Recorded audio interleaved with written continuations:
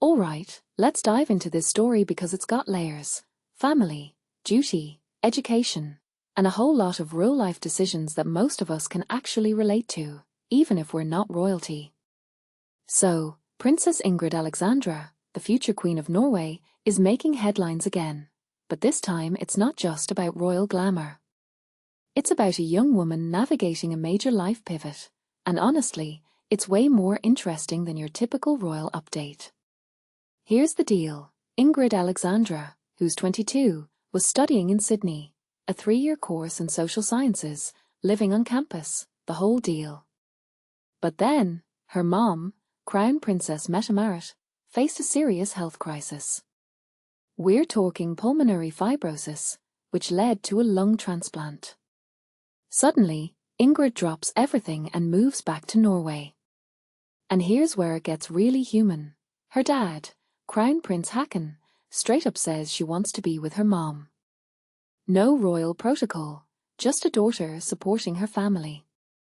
That's a side of royalty we don't often see, and it's refreshing. Now, what makes this really interesting is how she's handling her education. Instead of putting her life on pause, she's transferring to the University of Oslo as an exchange student. First of all, props to her for not letting circumstances derail her goals. But also, think about the logistics here. She's going from Sydney, one of the most vibrant cities in the world, to Oslo, which is, different. It's a huge shift, and it raises a deeper question. How do you balance personal responsibilities with long-term goals? Personally, I think this is a masterclass in adaptability. She's not just the future queen. She's a young adult figuring out how to pivot when life throws curveballs. Another detail I find fascinating is her commitment to her studies. She hasn't deferred her course, which means she might go back to Sydney eventually. That's a level of dedication that's easy to overlook. It's not just about finishing a degree, it's about honoring the effort she's already put in. And let's be real, if I were in her shoes, I'd probably be tempted to hit pause on everything. But she's not. She's doubling down, and that says a lot about her character. Now, let's talk about the royal family's approach to all this. Mette-Marit is in a 6-month rehab period, and Haakon is back to work but ready to step away if needed. It's a delicate balance, and what this really suggests is that even royal families have to juggle work and personal life. One thing that immediately stands out is how open they've been about her health. Pulmonary fibrosis isn't something people talk about often, and by sharing her story, they're raising awareness. That's a powerful use of their platform, in my opinion. But here's the bigger picture. Ingrid Alexandra is stepping into a role that's not just about waving at crowds.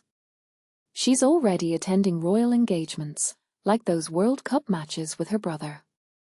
What many people don't realize is that being a future monarch isn't just about tradition, it's about being a relatable leader.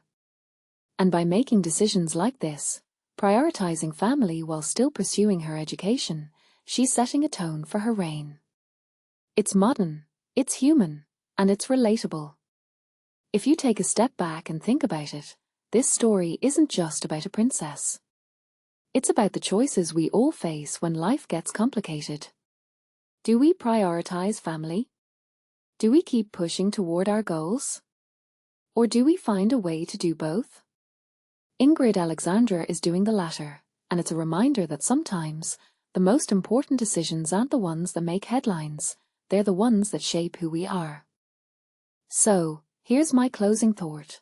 What would you do in her shoes? Would you drop everything for family, or would you find a way to keep moving forward?